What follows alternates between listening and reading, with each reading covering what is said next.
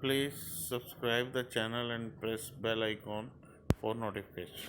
नमस्कार, मैं हूं मृत्युंजय कुमार झा और हमारा खास show weekly round up commodity special, इसमें आपका स्वागत है। और हम बात करेंगे कि ये पूरा हफ्ता कमोडिटी मार्केट के लिए कैसा रहा है और अगला हफ्ता कैसा रहने वाला है, कहां पर आपके लिए कमाई के मौके बनेंगे। हमारे साथ तीन खास मेहमान हैं इस खास चर्चा में। हमारे साथ हैं रविंद्र राव, कोटक सिक्योरिटीज के। हमारे साथ मनोज जैन हैं, पृथ्वी फिनमार्ट के, और सुनंद सुब्रमण्यम है, चॉइस ब्रोकिंग के। आप तीनों मेहमानों का बहुत बहुत स्वागत है इस खास चर्चा में। और चर्चा की शुरुआत गोल्ड से करेंगे, क्योंकि गोल्ड के लिए ये हफ्ता बहुत खराब हफ्ता रहा है। मतलब खराब जो लोग ट्रेडर हैं और जिन्होंने निवेश कर रखा उनके लिए, जिनको खरीदना है, जो कंज्यूमर है उनके लिए तो अच्छा हफ्ता है, क्योंकि दाम कम हो गए हैं। तो पूरे हफ्ते में करीब करीब 3.5% की गिरावट आई है गोल्ड में। और इस हफ्ते गोल्ड ने 48,500 का स्तर भी टच किया।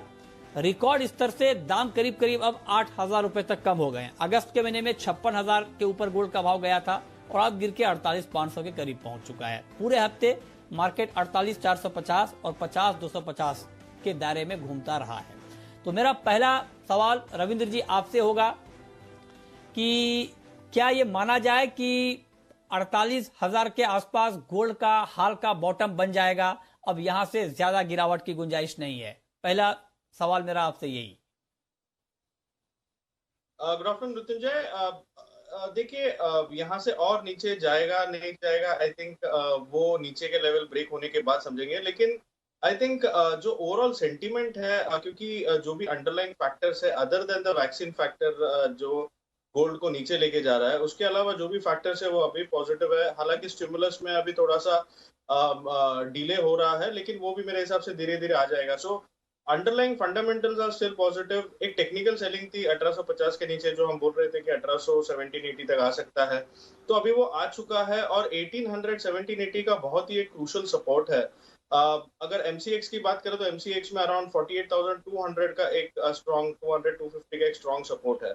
तो मेरे हिसाब से ये काफी अट्रैक्टिव लेवल्स है बाइंग के लिए। और अगर हम डॉलर इंडेक्स देखें, जो कि नेगेटिवली कोरिलेटेड रहता है गोल्ड के साथ, वो भी 92 के नीचे आ चुका है। तो कहीं ना कहीं डॉलर इंडेक्स पे जो प्रेशर है वो गोल्ड को एक सपोर्ट देगा।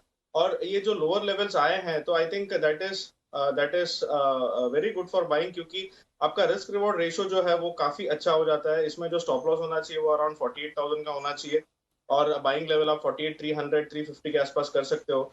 ऊपर में 49,500 तक का जगह है नेक्स्ट वीक में। तो आई थिंक ऑलमोस्ट 1,200 पॉइंट्स का अप मूव है और सिर्फ 300 पॉइंट का स्टॉप लॉस है। तो मेरे हिसाब से सपोर्ट लेवल्स पर हमेशा बाइंग करनी चाहिए। और मैं 48,300-350 के आसपास एक बार बाइंग कीजिए फॉर 49,400 का टारगेट। लेकिन अगर 48,000 के नीचे फिसल जाता है तो फिर 47,500 तक के प्राइसेस भी हम इसमें देख सकते हैं। तो मेरे हिसाब से डाउनसाइड अभी यहाँ पे लिमिटेड है और अपसाइड इसमें अभी काफी ज्यादा है। तो every dip should be a buying opportunity. अच्छा, तो आप कह रहे हैं कि एवरी डिप पे बाइंग करनी चाहिए सर। लेकिन एक चीज बताएं रविंद्र जी कि एवरी डिप पे बाइंग तो करनी चाहिए। आपने कहा कि आगे तेजी की संभावना भरपूर है। मैं ठीक है, आगे तो है, बिल्कुल है, लेकिन मैं अगर सिर्फ अगले हफ्ते की बात करूं, नेक्स्ट वीक की बात करूं, नेक्स्ट वीक में क्या लग रहा है आपको गोल्ड का प्राइस? मतलब अगर मान लीजिए कोई ट्रेड लेना चाहे, पोजिशनल ट्रेड, तो अगले हफ्ते क्या प्राइस एक्सपेक्ट किया जाए? मेरे हिसाब से मृत्यु, जैसे मैंने बताया, 49,400 49,500 का इनिशियल अपसाइड मुझे लग रहा है। तो यहाँ से अभी अराउंड 48,600 के आसपास चल रहा है। तो अगर यहाँ से 100-200 रुपए का अगर फॉल आता है तो एक अच्छी बाइंग अपॉर्चुनिटी होगी। इसीलिए मैंने बताया कि ऊपर में 1,200 का प्रॉफिट ऑब्जेक्टिव है और निचले लेवल्स पर 300 रुपीज का स्टॉप लॉस है। तो रिस्क रिवॉर्ड काफी अच्छा है और ये व्यू जो है वो अगले हफ्ते के लिए ही है। तो मेरे हिसाब से नेक्स्ट वीक में हम 49,400 से 49,500 का लेवल बिल्कुल देख सकते हैं, अगर 48,000 होल्ड करता है। अच्छा, ठीक है। तो ये राय है आपकी गोल्ड के ऊपर। आपका क्या मानना है मनोज जी? नेक्स्ट वीक क्या गोल्ड की चमक कुछ बढ़ती हुई दिखेगी? और ये सवाल मैं आपसे इसलिए पूछ रहा हूं कि लॉन्ग वीकेंड है, और अगर अगले हफ्ते मान लीजिए तेजी की गुंजाइश रहेगी तो जो ट्रेडर हैं, पोजिशनल ट्रेडर, वो खरीदेंगे, जो इन्वेस्टर हैं लंबे समय के लिए वो भी इन्वेस्ट करेंगे, और कंज्यूमर जो है वो इस वीकेंड पर गोल्ड खरीद लेंगे अगर आगे दाम बढ़ने वाले होंगे। और नहीं बढ़ने वाले होंगे तो वेट करेंगे नेक्स्ट वीक तक का। तो क्या सुझाव होगा आपका?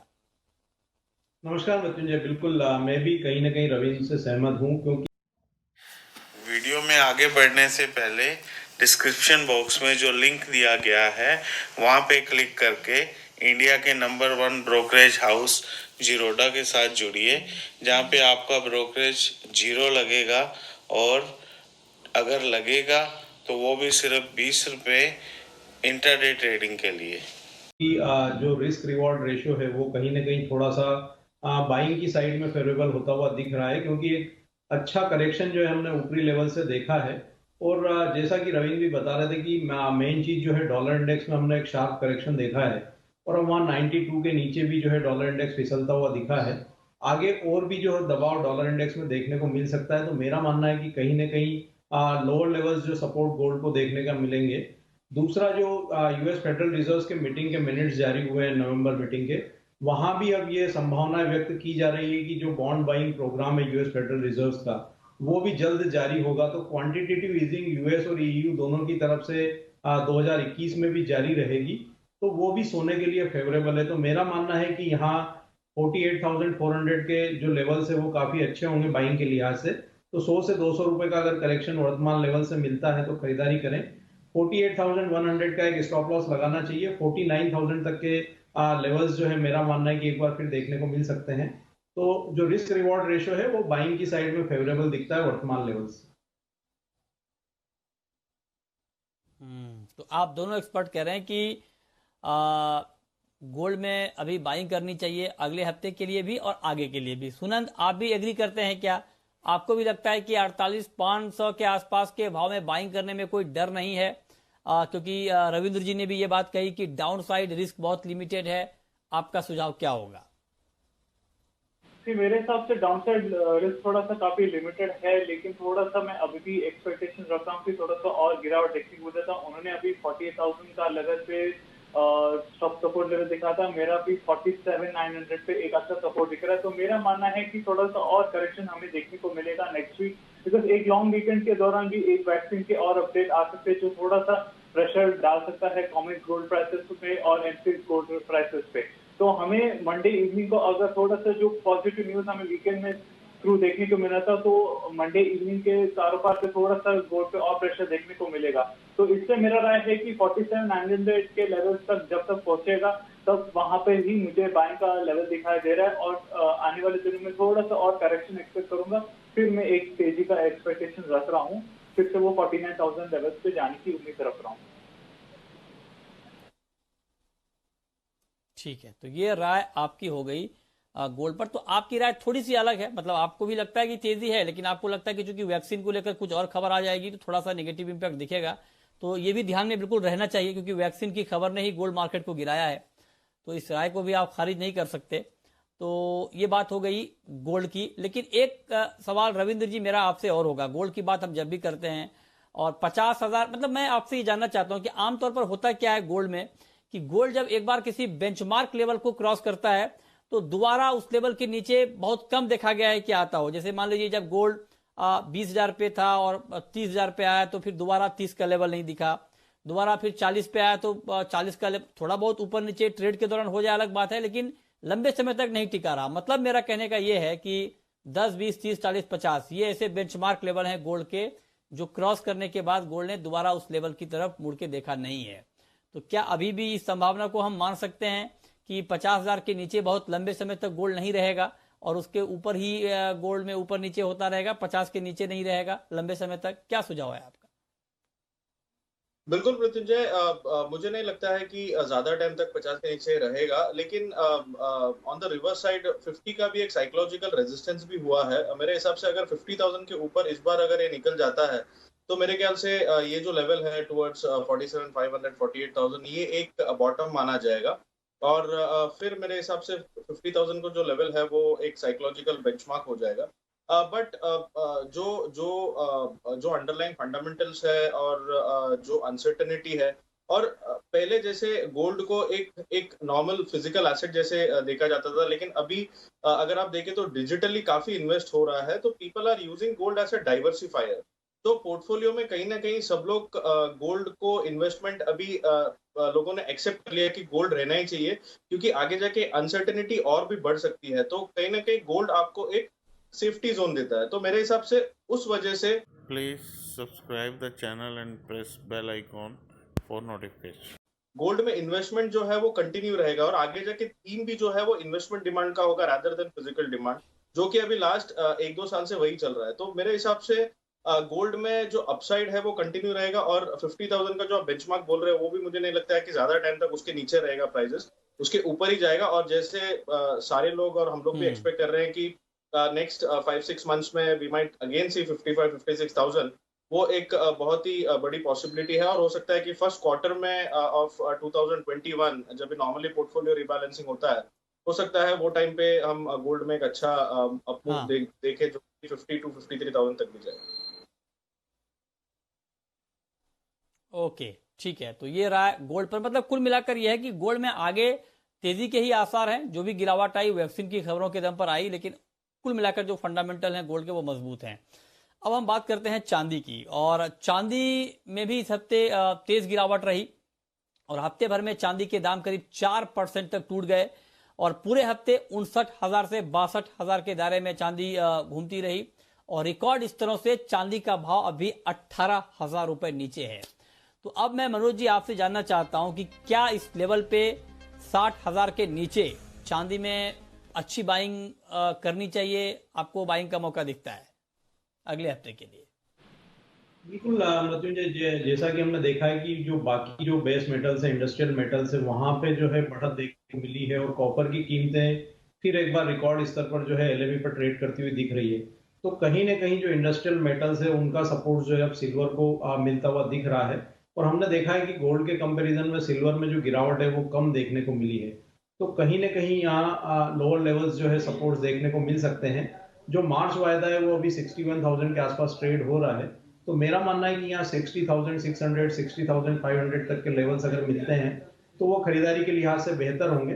59,500 का एक क्लोजिंग स्टॉप लॉस रखना चाहिए। मेरा मानना है कि कीमतें फिर से एक बार 62,500 तक के लेवल्स दिखा सकती है। तो यहाँ पे जो है 60,500 से फिर एक बार लगभग 2,000 का अपसाइड जो है नेक्स्ट वीक में देखने को मिल सकता है। तो लोअर लेवल्स पर जो है बाइंग की जा सकती है। अच्छा, तो आप कह रहे हैं कि लोअर लेवल पर बाइंग चांदी में करनी चाहिए। सुनंद जी, आपका क्या व्यू है? आपको भी लगता है कि चांदी में अब गिरावट का दौर खत्म होने वाला है, और अब इस गिरावट को एक बाइंग के मौके के तौर पर देखा जाए? आपका सुझाव क्या है? देखिए, चांदी की बात करें तो चांदी में मुझे तेजी का माहौल दिखाई दे रहा है, काफी अच्छा स्ट्रॉन्ग सपोर्ट लेवल्स पे खड़ा है। और मेरा मानना है कि जैसे डॉलर इंडेक्स में काफी कमजोरी देखने को मिला, तो ये काफी अच्छा मोमेंटम देखने को मिलेगा। बेस मेटल्स के साथ साथ यहाँ पर भी एक मिलेगा। दूसरी बात यह है कि इस वीक जो भी इकोनॉमिक डेटा यूरोपियन मार्केट से आया तो वो थोड़ा रिलेटिवली पॉजिटिव था, जो एक अच्छा इंडिकेशन है कि थोड़ा सा एक माइल्ड फेवरिंग हो रहा है कि इकोनॉमिक सिनेरियो में थोड़ा सा इंप्रूवमेंट देखने को मिलेगा, तो जिस वजह से मार्केट में अच्छा मोमेंटम देखने को मिल सकता है। तो मेरा भी राय यह है कि नेक्स्ट वीक तक 62,000 का कंफर्म मोमेंटम देखने को मिल सकता है, और आने वाले दिनों में 63,000 में भी देखने को मिल सकता है। ठीक है, तो ये बात हो गई कि आप कह रहे हैं कि चांदी में आपको तेजी दिखती है। रविंद्र जी, चांदी की चाल आमतौर पर गोल्ड के मुकाबले थोड़ी अलग होती है। मतलब अगर आप कहें कि गोल्ड बहुत ज्यादा भरोसेमंद है, तो चांदी पर थोड़ा भरोसा करना कई बार गड़बड़ भी हो जाता है। मतलब वोलेटाइल ज्यादा है चांदी कंपेयर टू गोल्ड। तो चांदी पर अब आपका नजरिया क्या है? जी हाँ मृत्युंजय, काफी हाई बीटा कमोडिटी है चांदी, लेकिन चांदी का मूव कभी कभी कंफ्यूज रहता है, क्योंकि नॉर्मली हम कहते हैं कि कभी बेस मेटल के साथ चलता है, कभी गोल्ड के साथ चलता है। और अगर बेस मेटल्स का मूव देखे तो बेस मेटल्स में तो एक शानदार तेजी हमने देखी है ऑलमोस्ट सारे बेस मेटल्स में, लेकिन चांदी में कोई मूव नहीं आया, क्योंकि चांदी अभी गोल्ड के साथ चल रहा है। तो जब भी गोल्ड ऊपर जाता है तो लोग कहते हैं कि चांदी अभी बेस मेटल के साथ चल रहा है। So I think it is actually in a confused mode. लेकिन मेरे हिसाब से चांदी नॉर्मली एक प्रेशियस मेटल जैसे ही बिहेव करता है। और अगर हम देखें तो गोल्ड में जो सपोर्ट आ रहा है, मेरे हिसाब से उसी तरह सिल्वर में भी एक सपोर्ट आएगा नीचे के लेवल पे, क्योंकि हम देख रहे हैं कि नीचे में काफी एग्जॉशन हो रहा है। सो मुझे लगता है इमीडिएट जो सपोर्ट है इसका 60,500 का है, वहां पे एक बार बाइंग इनिशिएट किया जा सकता है। 59,500 का एक काफी स्ट्रॉन्ग सपोर्ट है, अगर उसके नीचे फिसल जाता है तो फिर ये 58,000 तक भी आ सकता है। तो आई थिंक इमीडिएट जो स्टॉप लॉस होना चाहिए वो 59,500 का होना चाहिए। नेक्स्ट वीक में मेरा मानना भी ये है कि 62,000 तक एक बार हम प्राइसेस आते हुए देख सकते हैं, बट एक टाइट रेंज रहेगा। 64,500 जब तक नहीं निकालता, आई थिंक एक पोजिशनल व्यू के हिसाब से I think we should wait, और ऑन द डाउन साइड 58,000 58,500 का काफी स्ट्रॉन्ग सपोर्ट रहेगा। करते हैं क्रूड की, और क्रूड में अच्छा एक्शन हमने देखा। हफ्ते भर में करीब 7% की तेजी आई क्रूड में, और नवंबर के महीने में, इस पूरे महीने में 25% तक कच्चे तेल के दाम बढ़ गए हैं। और ये दाम इसलिए बढ़े हैं क्योंकि मार्केट में जिस तरह से वैक्सीन को लेकर एक के बाद एक खबरें आई, उन खबरों ने क्रूड मार्केट के सेंटीमेंट को मजबूत किया। अब सेंटीमेंट मजबूत कैसे हुआ? वो ऐसे हुआ कि अब आप सोचिए कि कैसे मार्केट रिएक्ट करता है। वैक्सीन आने का मतलब ये हुआ कि हम कोरोना से जंग में कोरोना को मात दे रहे हैं, और जब हम कोरोना को हराएंगे तो दुनिया भर की इकोनॉमी में एक जान आएगी, रफ्तार पकड़ेगी इकोनॉमी, और इकोनॉमी जब रफ्तार पकड़ेगी तो क्रूड की डिमांड भी बढ़ेगी। क्रूड की डिमांड के बगैर इकोनॉमी की रफ्तार में बहुत दिक्कत होगी, या होती नहीं है आमतौर पर। तो इन्हीं खबरों को मार्केट ने डिस्काउंट किया, और जैसे ही वैक्सीन की खबर आई, पहले फाइजर की, मॉडर्ना की, फिर एस्ट्राजेनेका की, इन तमाम खबरों ने क्रूड मार्केट के सेंटीमेंट को मजबूत किया, और नवंबर के महीने में 25% तक दाम बढ़ा दिए। लेकिन मेरा सवाल please subscribe the channel and press bell icon for notification. Manoj ji आपसे ये होगा कि क्या ये तेजी आगे टिकती हुई दिख रही है क्या? क्योंकि ठीक है, सेंटीमेंट थोड़ा मजबूत हुआ, लेकिन अभी भी जो डिमांड को लेकर जो ओवरऑल कंसर्न है, क्योंकि कोरोना के आंकड़े अभी भी बढ़ ही रहे हैं, ग्लोबली कम नहीं हुए हैं, तो ऐसे में क्या ये तेजी टिकाऊ है, या आपको लगता है कि अब मार्केट में एक बार फिर से करेक्शन आएगा? मेरा मानना है कि कीमतें जो है वो टिकना चाहिए, क्योंकि जो अभी ये महीने की रिपोर्ट आई है उसके हिसाब से जो जो एशियन कंट्रीज है वहाँ पे डिमांड में काफ़ी इजाफा देखने को मिला है। और पहले चाइना की डिमांड काफ़ी स्ट्रांग थी, लेकिन ये मंथ में जो इंडियन जो डिमांड है वहाँ पे भी काफ़ी बढ़त जो है देखने को मिली है। हालांकि नवंबर मंथ में फिर से एक बार कोविड के जो पेशेंट्स है वो दुनिया भर में बढ़े हैं, लेकिन जिस तरह से वैक्सीन को लेकर के जो उम्मीद जाहिर की जा रही है, और दिसंबर में शायद वो लगना भी स्टार्ट हो जाएंगे, तो कहीं ना कहीं डिमांड जो है वो सस्टेनेबल जो है देखने को मिल सकती है। और यहाँ पे टेक्निकली भी बात करें तो हमने देखा है कि $42 पर बैरल के ऊपर WTI की कीमतें सस्टेन नहीं हो रही थी, लेकिन ये वीक में हमने $45 पर बैरल के ऊपर भी कीमतों को निकलते हुए देखा है। तो मेरा मानना है कि कीमतें यहाँ सस्टेन होना चाहिए, और WTI की अगर बात करें तो $48 पर बैरल तक के लेवल्स वहां देखने को मिल सकते हैं, और ब्रेंट भी फिर एक बार $50 तक के लेवल्स दिखा सकता है। तो अभी यहाँ मजबूती जो है वो जारी रह सकती है। थोड़ा सा बाय ऑन डिप का रणनीति रखना चाहिए, क्योंकि ये सप्ताह में जो बेकर्स ह्यूज के जो रिग काउंट्स के नंबर आए थे वहां थोड़ी बढ़त देखने को मिली थी, तो उसकी वजह से थोड़ा करेक्शन देखने को मिल रहा है। लॉन्ग वीकेंड भी है, तो मेरा मानना है कि थोड़ा सा डिप मिलता है 3280 के आसपास अगर MCX लेवल्स आते हैं तो खरीदारी करना चाहिए। 3450 तक के लेवल मेरा मानना है कि नेक्स्ट वीक में देखने को मिल सकते हैं। 3200 का एक स्टॉप लॉस रखना चाहिए। अच्छा, रविंद्र जी आपका क्या व्यू होगा? क्योंकि बहुत सारे लोगों का ये मानना है कि 50 के आसपास अगर ब्रेंट का भाव रहता है तो ये टिकने वाला नहीं है, क्योंकि ओवरऑल डिमांड को पूरी तरह से पटरी पर लौटने में बहुत लंबा वक्त लगेगा। तो आपका कमेंट क्या होगा क्रूड को लेकर? बिल्कुल मृत्युंजय, आई थिंक ये जो वैक्सीन स्टोरी है और जो एक्सपेक्टेशन है कि ओपेक उसकी जो मीटिंग है नवंबर 30 दिसंबर 1 को कि जो 7.7 मिलियन बैरल्स का जो कट है उसको 3 से 6 महीने तक एक्सटेंड करेगा, जो कि 5.8 मिलियन बैरल्स होने वाला था as per the current deal. तो ये दो चीजें हैं जिसके वजह से हम क्रूड में एक अपसाइड देखा था। लेकिन इसके अलावा जो नेगेटिव फैक्टर्स है, जैसे कि लिबियन आउटपुट अभी बढ़ रहा है और ऑलमोस्ट पहले के लेवल्स पर आ गया है, प्लस जैसे मनोज जी ने बताया कि रिग काउंट्स में अपमूव आ रहा है, और वायरस केसेस अभी भी बढ़ रहे हैं, उसे मार्केट थोड़ा सा इग्नोर कर रहा है। तो मेरे हिसाब से ऊपर के लेवल पर टिकना थोड़ा सा मुश्किल है। मुझे लगता है कि करेक्टिव डिप आ सकता है क्रूड में। अगर MCX की बात करें तो 3400-420 का एक काफी स्टिफ लेवल है। अगर टेक्निकली देखें तो डेली चार्ट पे एक बेरिश एंगल्फिंग बना है, जो कि बहुत ही अच्छा रिवर्सल पैटर्न है। मुझे लगता है एक बार 3,200 3,150 तक के लेवल हम क्रूड में देख सकते हैं। अगर ये 3,420 430 के ऊपर अगर क्लोजिंग आता है तो फिर और बुलिश हो सकता है। अदरवाइज मुझे लगता है कि ऊपर के लेवल पे बेच सकते हैं फॉर अ टारगेट ऑफ 3210 से 3150, और वहां से फिर हो सकता है कि एक बार बाइंग आए और ये थोड़ा सा कंसोलिडेटिव मूव में चला जाए, और ओपेक मीटिंग के पहले हो सकता है थोड़ा सा करेक्शन आ भी सकता है। सो मेरे हिसाब से मेरा थोड़ा कॉन्ट्रा व्यू है ठीक है, मनोज जी से। ठीक मुझे है। लगता है ऊपर के लेवल पे हम सेल कर सकते हैं। ओके, ठीक है। अब फटाफट सुनंद, आखिरी सवाल आपसे मेरा, क्रूड पाम तेल और मस्टर्ड के ऊपर अभी अब क्या होने वाला है? क्योंकि ड्यूटी तो घट गई 10%, उसका इंपैक्ट भी आ गया मार्केट के ऊपर। क्या अभी और गिरावट बाकी है, या आपको लगता है कि अब इस खबर का कोई इंपैक्ट दिखने वाला नहीं है सीपीओ या मस्टर्ड के ऊपर?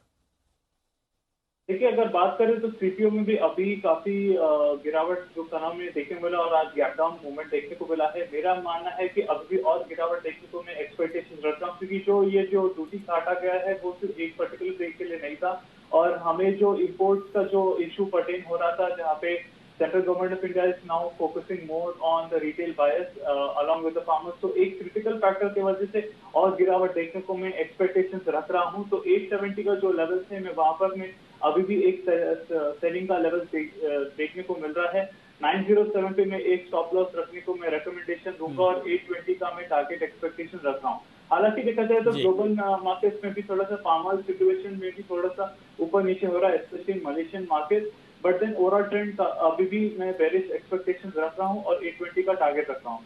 दूसरी, अगर मस्टर्ड तेल की बात करें तो मस्टर्ड सीड का जो सोइंग है वो पिछले हफ्ते से काफी अच्छा रिकवरी देखने को मिला है, जिसकी वजह से काफी प्रेशर देखने को मिला था। और दूसरी बात है कि इस वीक हम लोग भी एक्सपेक्ट कर रहे हैं कि अच्छा रिकवरी देखने को मिलेगा नीचे सोइंग में, जिसके वजह से मार्केट में और प्रेशर देखने को मिलेगा। तो मेरी राय ये है कि 5,860 के लेवल पे आप सेलिंग करके चलिए, और 5,530 के लेवल तक आप टारगेट रख सकते हो, और 6,040 पे आप स्टॉक मेंटेन कर सकते हो। तो एक वेदर फैक्टर भी क्रिटिकल है कि अभी पीछे से ठंडी मौसम आ रहा है, तो जिस वजह से मार्केट में काफी प्रेशर एक्सपेक्ट कर सकता हूँ मस्टर्ड में। ठीक है जी, चलिए, बहुत शुक्रिया सुनंद जी आपका, रविंद्र जी आपका, और मनोज जी आपका हमारे साथ इस खास चर्चा में जुड़ने के लिए और बताने के लिए कि ये हफ्ता कैसा रहा और अगला हफ्ता कमोडिटी मार्केट के लिए कैसा रह सकता है, कहां पर कमाई के मौके बन सकते हैं।